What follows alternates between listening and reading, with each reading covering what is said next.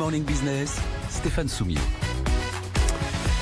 Alors, entrepreneur dans des domaines où, alors pour le coup d'ailleurs, on avait peut-être besoin d'entreprendre. C'est ça qui est finalement le plus intéressant sur ce qui se passe depuis quelques années autour de ce qu'on appelle le crowdfunding. Ça y est, vous commencez à être à peu près familiarisé avec cet élément qui permet par un tout petit investissement, alors tout petit pas toujours d'ailleurs, mais on va dire pour un petit investissement, d'avoir accès à un gros domaine d'investissement, en l'occurrence l'immobilier.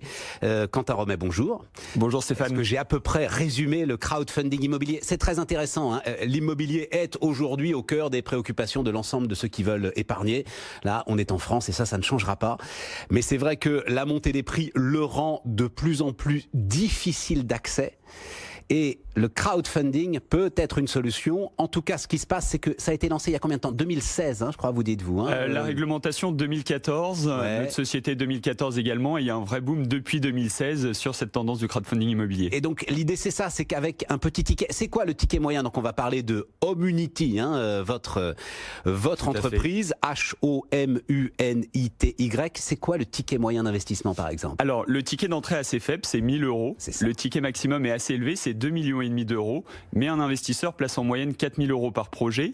Et un projet, il faut savoir que c'est environ une durée d'investissement entre 12 et 24 mois et des rendements compris entre 8 et 10% annuels. Alors, on va en parler des rendements. Est-ce que ces rendements très importants ne doivent pas inciter à une grande prudence? Ça doit inciter à une prudence, mais surtout à une diversification de son risque sur les plateformes de crowdfunding immobilier. Mais les résultats sont là parce que depuis le 2014, en fait, le taux de défaut au niveau du marché est inférieur à 1%. Taux de défaut, ça veut dire quoi? Ça veut dire l'ensemble de ceux qui n'ont pas pu rembourser en fait les souscripteurs. Exactement, perte de capital et des intérêts. Donc sur 100 projets financés, c'est moins de 1% où il y a un taux de défaut. Ouais. Et sur Homunity, aujourd'hui, depuis 4 ans, on a un taux de défaut égal à 0. Donc ça reste une tendance assez positive. En fait, il y a même eu finalement une seule faillite d'une plateforme de crowdfunding immobilier depuis le début et le lancement de l'ensemble de ces opérations. Alors, il y a eu une faillite d'un promoteur immobilier, ça pour le domaine du crowdfunding immobilier. Ouais. Et il y a eu une faillite d'une plateforme de crowdfunding, mais c'était plutôt de crowdlending qui prêtait des fonds à des PME traditionnelles. Ouais, c'est ça, ouais, d'accord. Tout à fait. L'idée, c'est que, alors effectivement, on investit donc 1 000, 2 000 €. Exactement. Dans un immeuble précis et dans un objet précis, ou alors c'est vraiment ce qu'on appelle de la pierre-papier? Alors l'objectif, ça va être assez différent des SCPI. Ce qu'on appelle la pierre-papier, c'est que les gens vont se connecter sur une plateforme, par exemple homunity.com, ils vont trouver les projets dans lesquels investir, ils vont choisir leur promoteur immobilier et le programme dans lequel ils vont investir. Et à l'avance, en fait, ils vont connaître aussi bien la durée, le rendement. Et ce qui va permettre d'octroyer ce niveau de rendement, c'est tout simplement la marge que dégage un promoteur immobilier sur une opération de promotion immobilière donnée. Donc c'est pour ça qu'on arrive à des rendements particulièrement élevés qui sont plus conséquents qu'une SCPI traditionnelle. Ça, c'est sûr que les rendements sont quand même très très importants. Il faut dire aussi que les autorités de régulation, et moi je tiens à le dire, hein, même si vous avez parfaitement raison de dire, attendez, c'est des rendements que je constate. C'est ça, hein. C'est des rendements qui ont été constatés sur des fonds déjà remboursés aux souscripteurs. On n'est plus du tout sur du prévisionnel, voilà, où on estimait délivrer entre 8 et 10%. Là, c'est vraiment un rendement qui est contractuel pour l'investisseur et on voit que l'historique joue en notre faveur, c'est-à-dire que vraiment le rendement octroyé aux investisseurs est conforme. Chez nous, on est à 9,3% de rendement octroyé depuis notre lancement, ce qui reste quand même conséquent.